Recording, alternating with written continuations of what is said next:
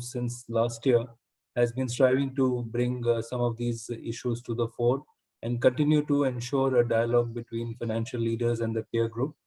Today's theme is on ESG disclosures, which I'm sure all of you are aware about the importance of that.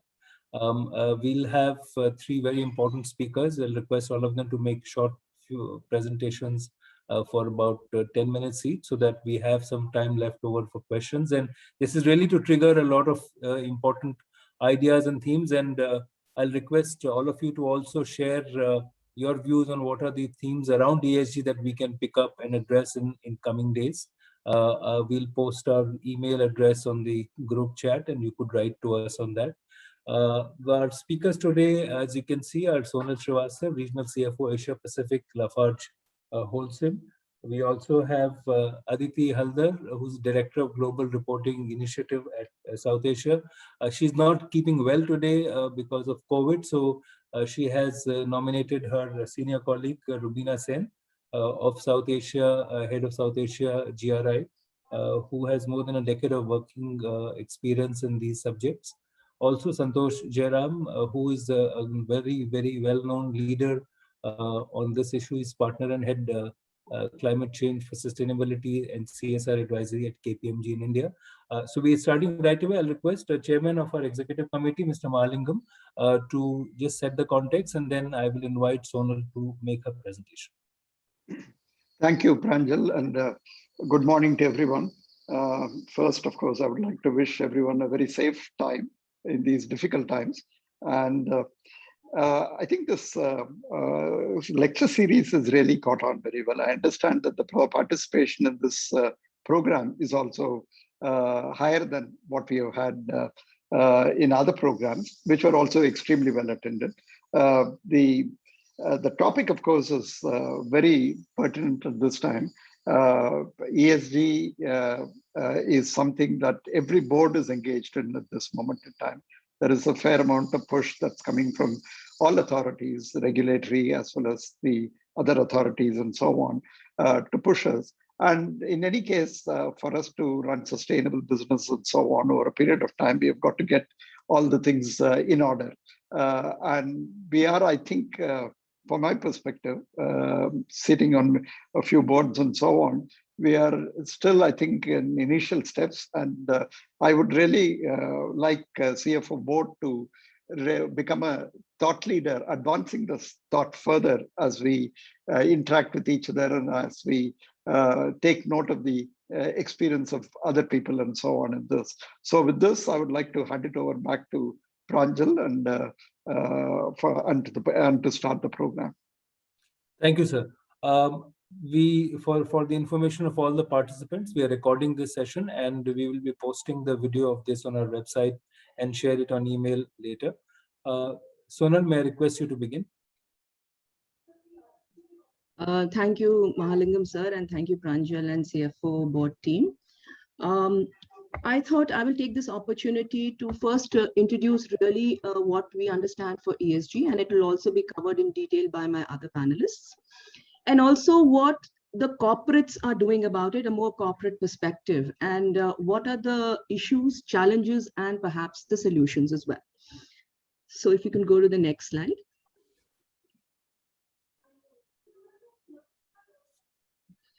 So the first key question is, why should the corporates pay attention to ESG? Now, this is really a theme which is becoming bigger and bigger, and we see different trends both globally as well as in India. India, I can say it's very nascent, but globally, it's not a niche segment anymore, and it's very difficult to ignore it going forward, because very large capital pools are moving towards this theme-specific fund. In 2020 alone, $40 trillion moved into ESG funds. And this is almost 6 times from what we saw in early 2013-14. And it's expected to reach about 50 trillion in 2025, almost 1/3 of the AUM asset under management. So hardly a sector of investors that a corporate can ignore today.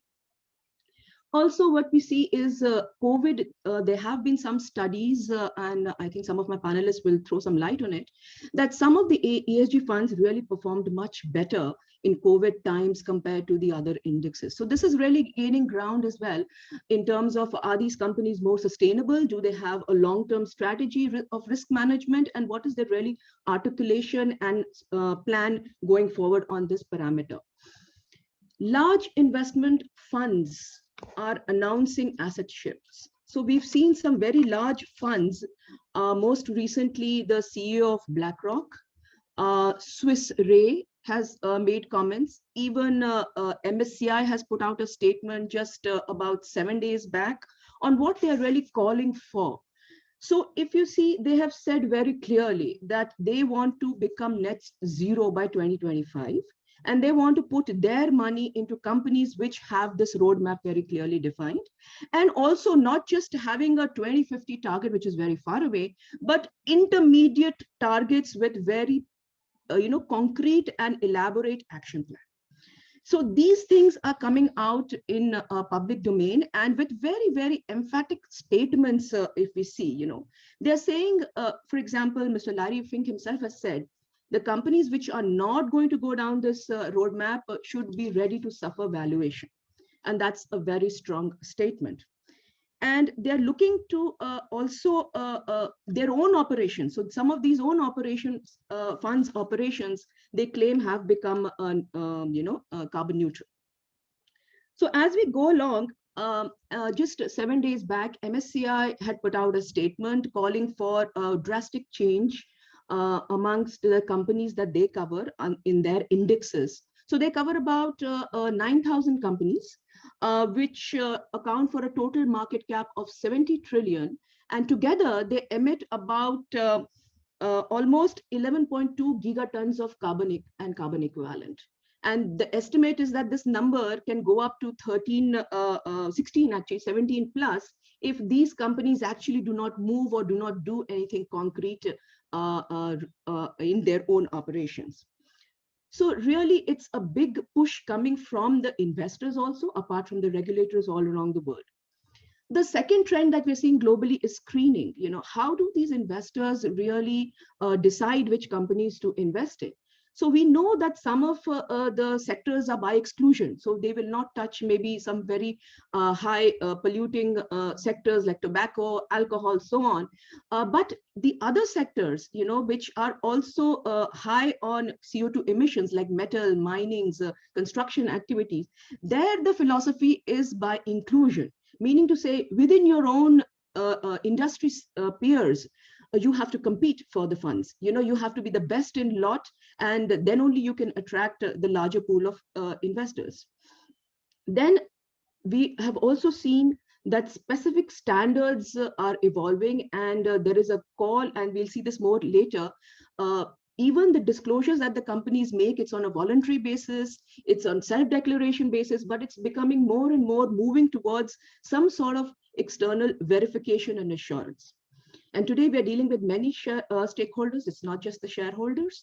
So investors, customers, and policymakers, even NGOs and local community where we operate or where the companies operate, they are becoming more active in, let's say, the social dimension as well as the environment dimensions. In India, of course, it's a little nascent. There are a few trends, and some of my colleagues can comment on it better. The ESG thematic fund itself is very, very small and nascent. Maybe it's going to gain ground. And of course, we have new regulations coming out, and most recently, SEBI BRSR, which has come out, and it has become voluntary for top 1,000 listed companies in India for FY 2022, but it's going to become mandatory from the year after. And that means a lot of gearing up for the companies itself. If we move to the next slide, please. So really what's happening here, you will see that globally, many standards have, proliferated. So we have large standards coming out under the reporting. And of course, there is a whole universe of rating companies as well. And here, even the large investors who are calling for this ESG alignment acknowledge that the reporting can be cumbersome. And so what should a corporate do and what should we really focus on? So as we see that these standards continue to evolve, but there are many standards, what the trend with the corporate is really to pick some standards which suits them best and cover as many as possible and try to report as much as possible. So it's really becoming, I would say, an alphabet soup. You're trying to comply with everything because the communication is important and you want to put out there in the public domain that you are doing so many things. Now, the financial ecosystem is also evolving. We see that these reporting guidelines, some are indicator based. For example, SASB and TCFD, they are indicator based, meaning they have put out certain formulas and certain parameters, some industry wise, segment wise, and some in general. For example, TCFD has put out general criterias like what's a green capex and so on and so forth. And they are also moving towards a more mandatory regime, maybe up to 2025. And then there is a group which is principle based. So we have a GRI, integrated reporting, and back home NGRBC, which is based on principles. So they elaborate social capital, manufacturing capital, human rights capital, and so on and so forth. And under those principles, what are the mission statements and how do we report on those principles? And then you have these industry-led bodies. So each industry will have their own bodies under which they are making some commitments and reporting. And also the local government guidelines, which I have talked about, in our case, BRSR. What we also see is that there is a need to harmonize, and so far there have some efforts have started. For example, SASB and integrated reporting teams have come together. They have signed an MOU as way back as 2014, but they are working towards harmonizing something. And again, the large investors have also called for harmonization. And why so? Because it's very difficult to then compare, because there are over 400 metrics for ESG. And it's very difficult then to compare across industry, across geographies, and there are no hard and fast rules also on how do you sort of define them. Plus, even since there are no rules, assurance and audit is also based on, the methodologies and self-declaration of companies, which some large firms do give out. The second point which I want to talk about is the rating. This is gaining importance, but it's again a very, it's an area which really has to align, because there are various rating agencies out there. And for example, Sustainalytics, ISS, Vigeo, MSCI, and in some of the investors do ask, what is your ESG rating? But when we look at the ratings themselves, they are so different, and the correlation between them can be so different that companies like us, we try to go out there and look for 2-3 ratings, and how these companies rate you. I will talk about it a bit more in the coming sections. But just to give you an example, MSCI and Sustainalytics have different definitions of materiality. So Sustainalytics follows IFRS, and MSCI has their own definition of materiality. And then you have others like EU NFRD, which is putting out dual materiality, meaning to say you have to look at what are the material aspects which changes in climate change can affect your company, and your own actions which will affect the climate change. So two-way materiality is what we call. But we see a huge difference here. Second, what we also see is that the rating agencies themselves, and it's all public information, they rate you based on third-party data, what data you put out, what data we as corporates put out, they pick that up and they rate you, and their own methodology is different. So what we see also is that the correlation between the ratings is not there, or it's very low. In some cases, for example, between Vigeo and Sustainalytics, the correlation can be is as high as 0.70, and in case of MSCI and Sustainalytics, it's as low as 0.5. And even there is a bias. If you see some, at least what the ratings out there indicate is that the companies which have higher market cap tend to have higher ESG ratings versus smaller companies, the MSMEs. So we don't know whether it's a bias or it's an information ability to put out that information or what is driving this, but this is what the data is really showing as of now. So in a nutshell, what I will say is that there is a lot of fragmentation. There's lack of standardization, and this impacts the ability to compare. And obviously, this will be one key emerging and evolving segment in the next coming years. We go to the next one, please. So therefore, for a corporate, communication is really important. How are we communicating? Investor presentation, annual reports, websites, regulatory filings, so on and so forth, because my data, my third-party data is getting picked up. So it has to be very visible. How transparent it is, so when we put out metrics, are they specific? Are the calculations really defined? Has someone verified those calculations?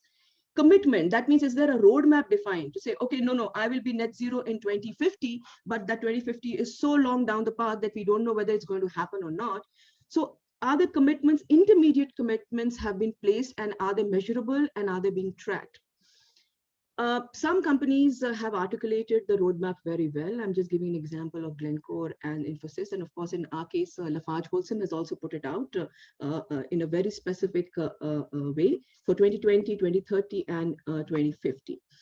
Capital allocation. Now, this is when we talk about these commitments, it's also driving our own capital allocation, which I will talk about in the next slide.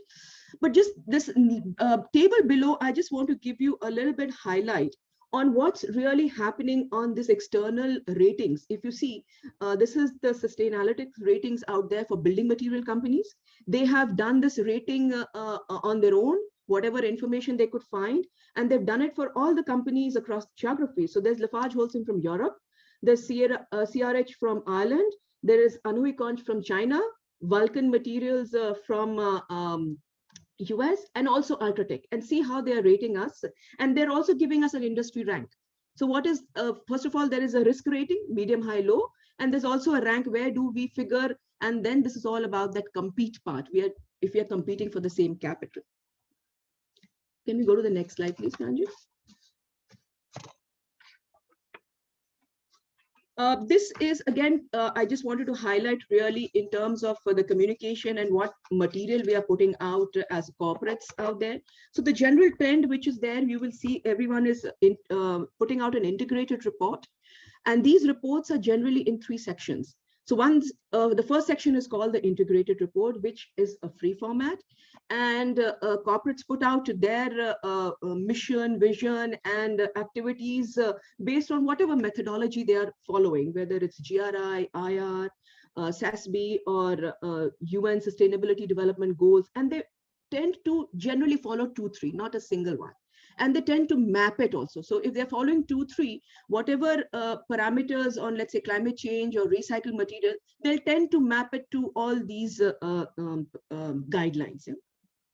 They put out a risk framework, and of course, there's a huge amount of KPIs being reported, but some specific KPIs which the corporates commit on. And of course, it has an assurance statement by the Big Four on some specialized agency.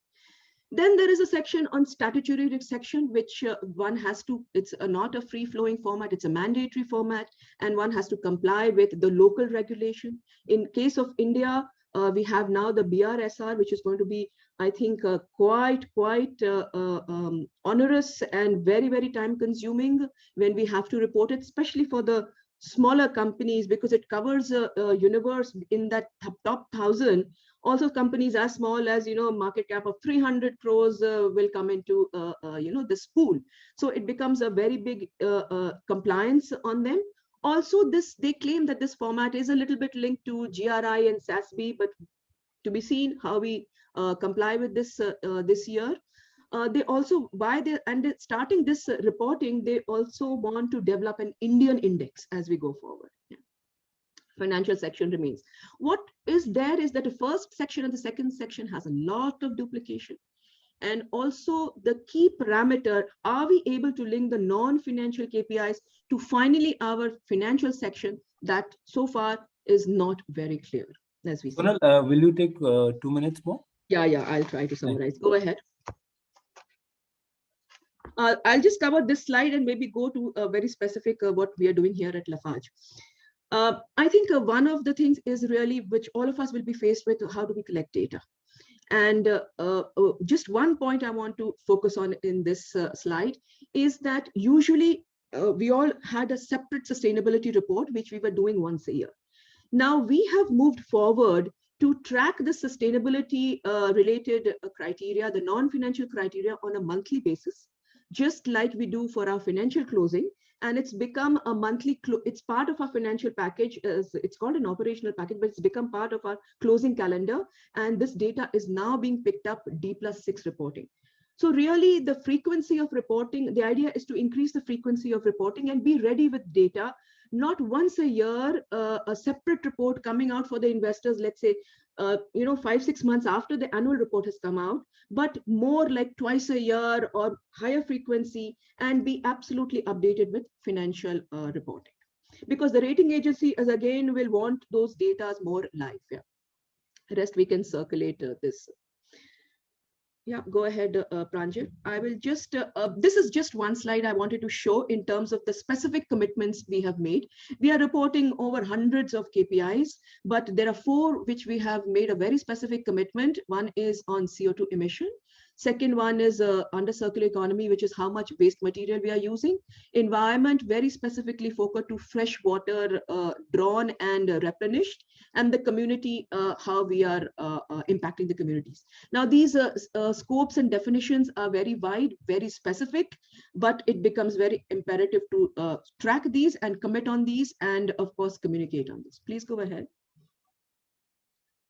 I will skip this slide. Maybe we can circulate and then we can see how we go into just one point on this slide. The whole sustainability part is not only about the process or how we're talking about, let's say, CO2 emission coming down in our process, but also in the end product. And here the innovations are happening in terms of our products. We've launched a few products, not only outside India, but in India, which comply to almost 30% reduction in CO2, and which, as far as capital allocation is concerned, we are putting in investments into startups and large mid-sized companies which are into these innovative products, including carbon capture, including 3D printing of sustainable construction, including different products for the building material segment. Please go on to the last one. Pranjal, next last one. I'll just conclude. Yeah, I just wanted to conclude with this slide.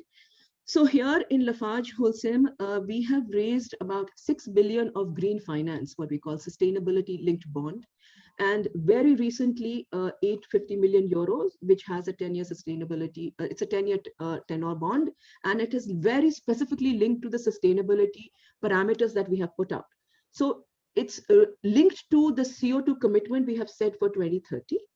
And this will be verified by an external party after 10 years on maturity. And if we don't meet these goals, the interest rates will be reset. Yeah. So there'll be an adjustment to the spread, which we'll have to pay out at the end of the tenure.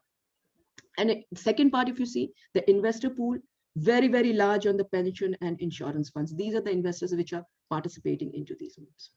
So I'll just conclude here in terms of saying, yeah, we have to put our money where the mouth is, Thank you so much, Sonal. I think clearly the harmonization aspect is very important. A quick point on for all participants. Please feel free to continue your dialogues and share your experiences and thoughts and ideas on the chat. If you have specific questions which you want the panelists to answer, in case we don't have time, you can share your email and the speakers will be happy to get back to you. Now I'd like to invite and welcome Aditi. Thanks. Despite being unwell today, you are here. I'm not sure whether you'd like to speak, but I'd like to welcome Aditi and Rubina for their session. Rubina, I'll request you to take 8 to 10 minutes, not more, so that we have time for questions and some clarifications later. Over to you, Rubina. Sure. Can you see my screen? Yes, you can make it full screen, please. Thank you.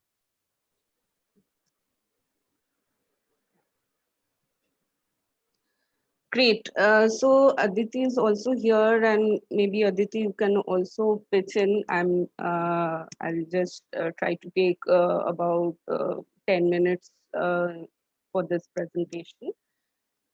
So a brief about GRI. We are an international independent organization.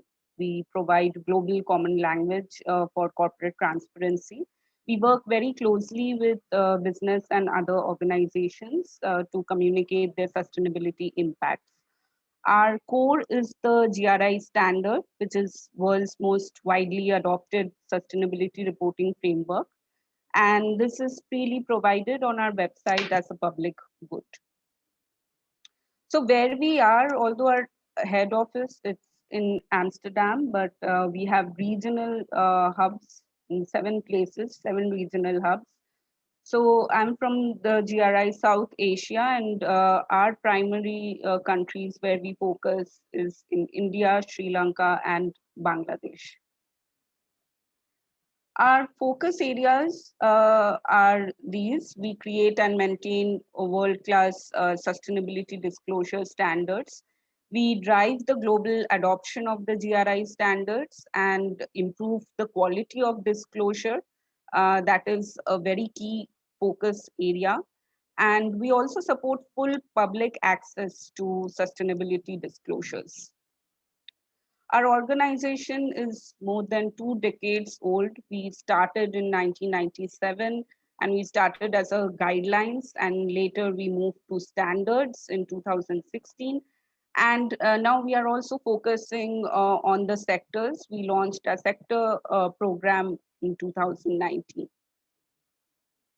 So our impact, 75% of the largest 250 companies are using the GRI standard. We have 168 policies, around 67 countries and regions that reference or require the GRI standards.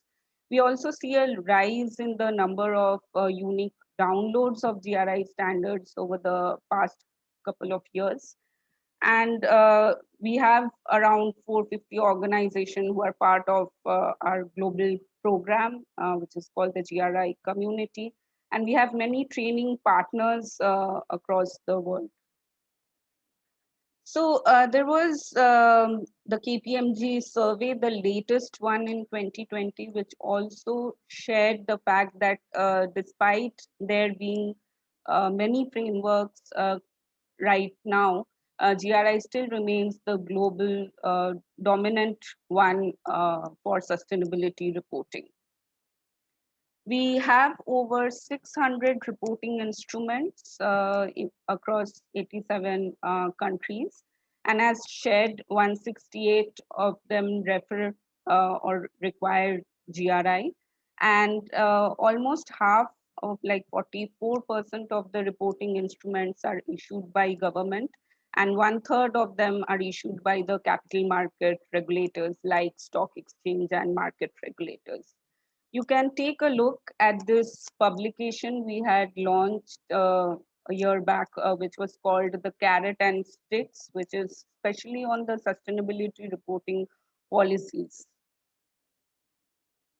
And how we engage at GRI South Asia in terms of the capital market, we collaborate very strongly with the stock exchanges in India, Bangladesh, Sri Lanka.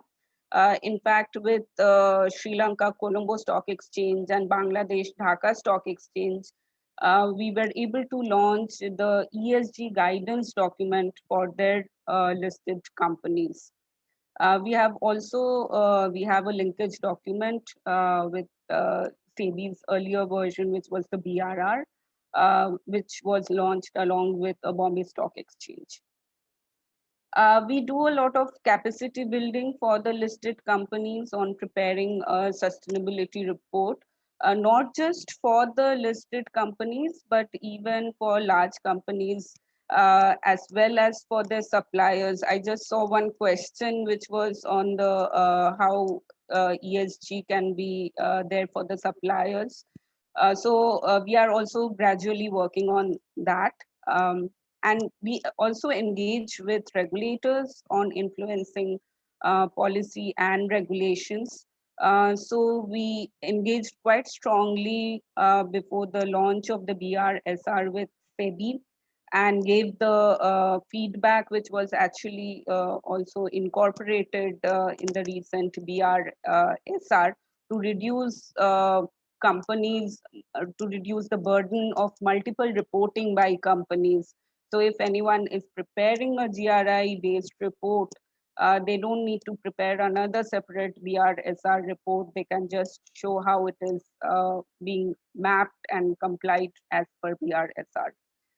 Similarly, we have also engaged with Bangladesh Bank, which is the financial regulator in Bangladesh for the sustainable finance policy, which was just launched a couple of months back.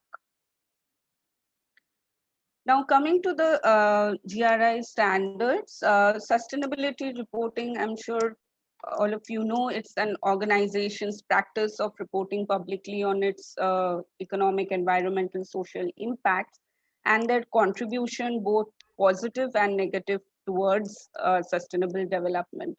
So here, would like to mention that it's not just about compiling all the positive performance and the positive impacts and sharing that through a sustainability report, but also those impacts that as a company would need to work on. And those that need to be improved on.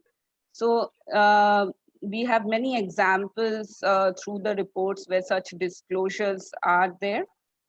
And it's all about measurement. I think Sonal has also elaborated quite a bit on this part. So without measuring, we cannot really manage or bring in the change and further communicate on the economic, environmental, social, and governance performance.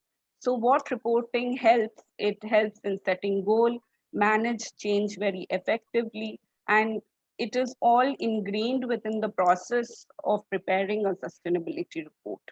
Rubina, if you can wrap up in 2 minutes, please, especially if you can focus on something which perhaps has not been covered, then we can close and move to Sure, Q&A after sure. that. I'll just try to go through quickly. So it helps reporting. How to move towards reporting is to create policies. And one key thing is building dialogue with key stakeholders, which is really crucial for preparing a sustainability report, and creating that kind of an organizational structure which is ingrained within everyday business and the culture. So in the GRI standards, there is the general disclosure, which talks about the contextual information of the organization and how the highest governance body, how are they involved in terms of preparing the sustainability report and taking decisions regarding sustainability. That part is really significant. And this, to give an idea like what does a GRI standard entails, there are all these 34 topics within the topic specific standards. But in GRI standard specifically mentions that it's not required for a company to report on everything. You just need to report on those topics that are really relevant in terms of your impact and what the stakeholders are saying would be significant for your organization. So that's the thing. What makes GRI really unique is that what gets into the standard comes from multi-stakeholder consultation with all these different constituencies. And what this really sort of makes it different from any other kind of available frameworks that are there. And this another point which is important over here is the materiality, where the focus of the report should be on what matters and where it matters. So not reporting on everything, but the most significant impacts. And I would like to close with this, that sustainability reporting journey started in 1997. It's more than 24 years. We are focusing on measure, manage, change, communicate to bring in the right kind of actions. And the decisions that are based on these very generally accepted matrix, because these matrices are there in the GRI standards to refer, take decision and action. And the question that we would want to leave with is whether these action would lead to regret or fulfillment. So Anything else, Aditi, you would like to also add? Otherwise, over to you, Pranjal.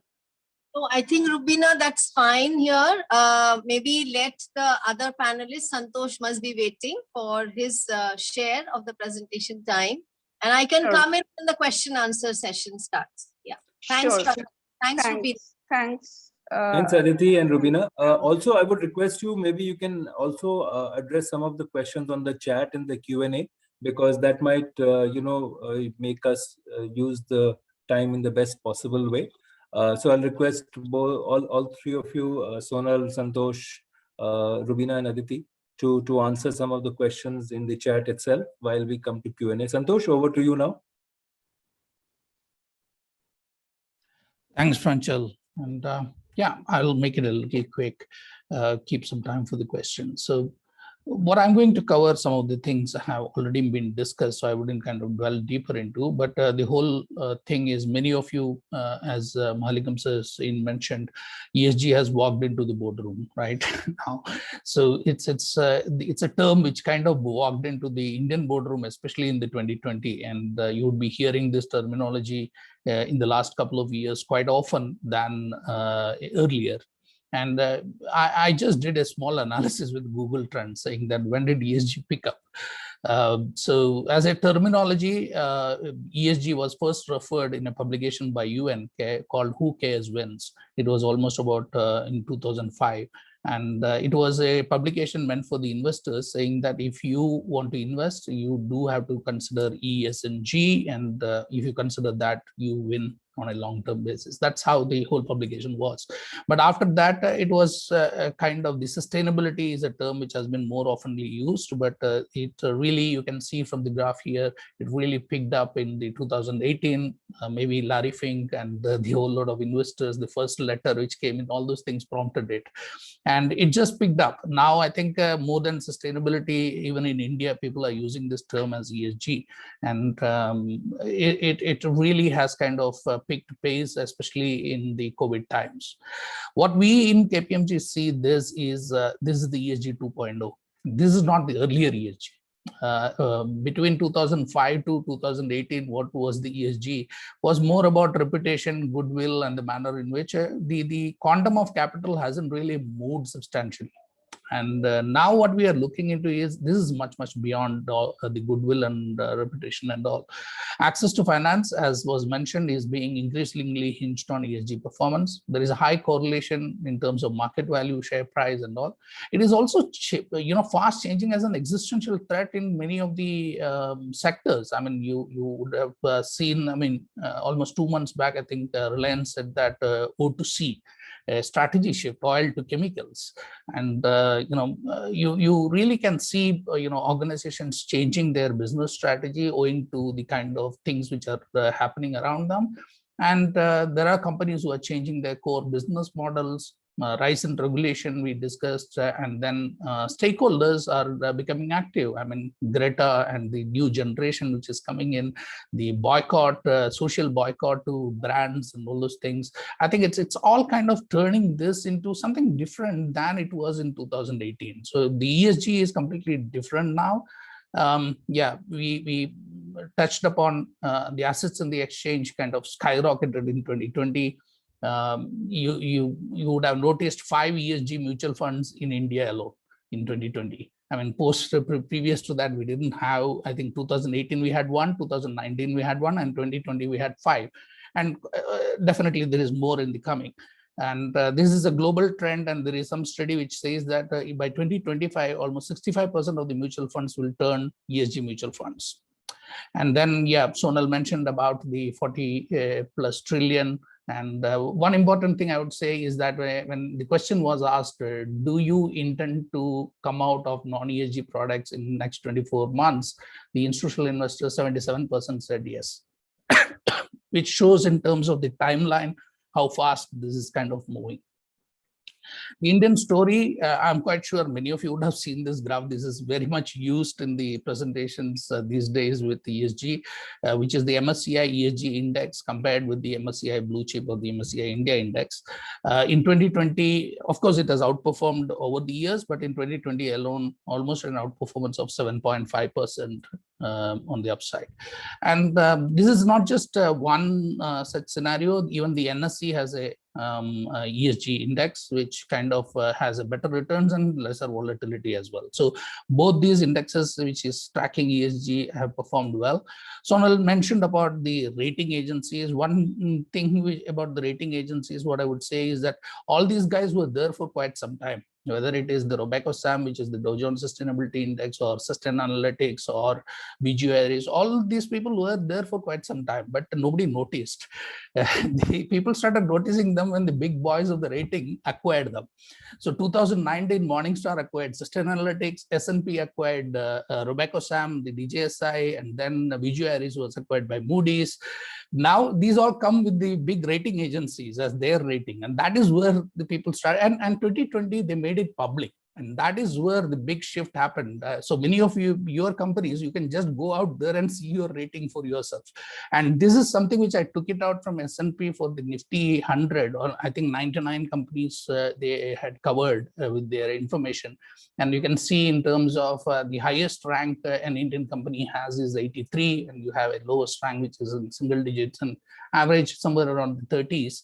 And then, yeah, Indian companies compared to 2019 made about a 15% increase in their ESG ratings as well. So, but what this ESG 2.0 is doing is something different. Is that now that the information is used for financial decision making, that means this data is going to be very important. The quality of the ESG data even today is real bad.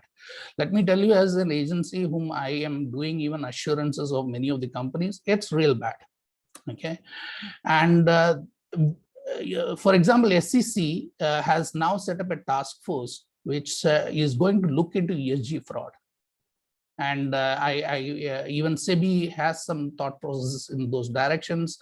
And you will see that the liabilities around some of these disclosures would be moving up. And I think this is something which people need to take note of. This is what is going to be the big shift with ESG 2.0. Yes, we discussed about a whole lot of standards which are out there. You can choose, you cannot choose. There are various ways, and even SEBI has come out with the BRSR and all. IFRS also joins. There is a proposal for a new sustainability standards board, and they are taking a climate first kind of an approach. Sonal mentioned about the double materiality. They are talking about materiality. The earlier materiality was more from a SASB approach, where the materiality was only looking at which ESG factors impacts your financials. That was the singular materiality which they were following, but they are now looking into the double materiality, which people like GRI put out, saying that it's not just about how it will impact you, how you are impacting on the E&S part of it is also important. So I think that's the double materiality principle. And then, of course, this is a very busy slide. But what I can see is that the manner in which people think that what should I disclose, or what should be the kind of disclosures I should do, that depends upon your ambition and the manner in which. So I take just a small thing like diversity. Now you can say that we are an equal opportunity provider. That's it, a single statement, which is a neutral statement. But you can say what percentage of your employees per employee category by age group, gender, and other indicators of diversity you have. Or you can say that how they are treated in terms of their salaries and remunerations. Or you can say attrition, employee-wise, gender-wise, age-wise, how it is. You can put it out there. Or you can say that you have an employee engagement index score, and in that score among these diversity groups, how it performs. Or for example, what is the average tenure of people in your company across these groups? Or for example, percentage of infrastructure which is disability friendly, or number of people deployed, or a board diversity policy. Now the depth of on a single subject you can go in terms of disclosures is anything, but that depends upon the ambition of the company, and of course what your stakeholders would be looking for as well. So I think I would just stop by saying is that what is the role of the CFO? Because we are a CFO board. What is the role of CFO? I have put out the two books which I have read. One which asked the question through 6 Capital, saying that can accountants save the planet? The second one is a definite answer. It says that the CFO's role is more like a chief value officer now. And yes, accountants can save the planet. So I'll stop with that, Angel. Thank you. Thank you, Santosh. I think accountants not just can, but must save the planets. I think they have the resources with them. Thank you to all of you who have asking questions on the chat, and also Aditi and Sonal to answer those. I think this is to ensure that we have a very vibrant conversation going on. There was a couple of open questions. Santosh, maybe you can go first on this question asked by Dr. Ajay Gupta. Maybe you can take that. You're on mute, I think. Yeah, the question was how to link the non-financial KPIs and financials. Yes, as I mentioned that there would be some of the ESG aspects of the so-called non-financial, which would have an impact on the financials. It's a journey in progress, right? It depends upon which one of them will be forced to be internalized by the organization. So let us look at that 5 years back, plastics was an externality for many of the companies, but today it is forced to be internalized, and you have to ensure that there is a reverse logistics and disposal of the plastics is taken care of, and that impacts your financials. So I think yes, you can kind of plot it out, but through a scenario modeling, we definitely look at that. If these kind of scenarios emerge, what would be the EBITDA erosion which would happen? Those are some of the modelings which can be done to see what would be the impact on the financials. Would anybody like to ask a question? Please raise your hand. Sonal, you wanted to say something? I just want to add to this question. I mean, a few points here. So, what are financial KPIs that linked directly to non-financial KPIs? This definition is still evolving. For example, this definition of green capex, that it's mandatory now in Europe from 2021 to put out of the capex that we have done, what is green capex. Now, if you see TCFD guidelines, it's a very broad guideline of what can constitute a green capex, and you can fit a lot of things into it, right? And then, but the reporting is mandatory, so we have to figure out something on this definition. Then what is the benefit coming out of this capex that you do? For example, if it's let's say waste heat energy kind of a capex, or alternative fuel capex, that can come out very clearly. But that's part of your financials. You may want to extract that and then kind of give it up front. This is the important, but that's not part of the definition. The result is not part of the definition, just the input is part of the definition. So it's an area which is evolving. You can choose right now your own method of making a link and reporting something that's important in your sector, in your company. Right. Sugata, I think you had a question. Would you like to ask? I'm requesting the team to give you the audio and video access.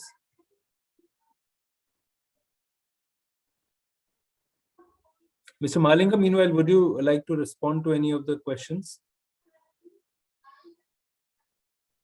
No, I don't want to respond to any question, but I want to ask one question. It's with regard to disclosures by banks and financial institutions, because what I have seen everywhere is the manufacturing entities have taken this more seriously.